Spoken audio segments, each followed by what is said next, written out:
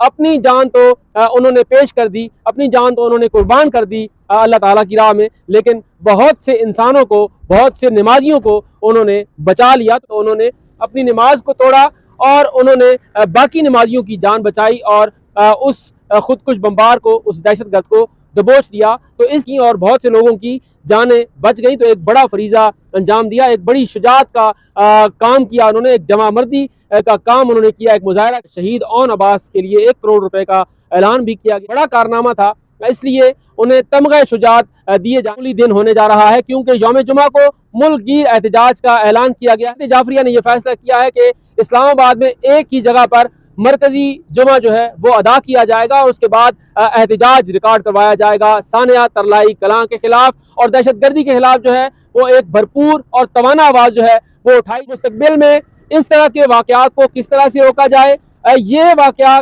किस वजह से हुआ है, किसकी नाअहली थी, इसके ऊपर एक मुफस्सिल तहकीकात जो है वो वफाकी हुकूमत ने शुरू कर। इस पार्लियामान ने, जो कि 8 फरवरी 2024 को इंतखाबात के बाद पार्लियामेंट की बादस्ती और जमहूरियत की मजबूती कहीं मजबूत होती हुई नजर नहीं आई। कोरम की बार बार निशानदेही की जाती रही, लेकिन 8 मिनट के अंदर अंदर 6 अहम तरीन कवानीन मंजूर कर लिए गए। कौमी असम्बली की तरफ से ये जुमले तक कह दिए गए कि कहाँ लिखा है कि मैं 1 घंटा पहले मैंने कोरम की निशानदेही हुई तो उसकी गिनती करवाई और कोरम पूरा किया, तो अब दोबारा मैं क्यों जो है वो गिनती करवाऊं। ये आइन की बातें, ये कानून की बातें, ये ज़ाब्तों की बातें, ये अपोजिशन में तो अच्छी लगती हैं, लेकिन जब यही जमातें इक़्तिदार में आती हैं तो ये सब कुछ भूल जाती हैं। आ जाता है ना कि हैं कवाकिब कुछ और नजर आते हैं कुछ, तो सूरत हाल शायद ऐसी है। मियां नवाज शरीफ भी बहुत शदीद अलील हो गए थे और उसके बाद उन्हें इमरान खान की वफाकी काबीना ने इलाज के लिए बैरून मुल्क भिजवा दिया था।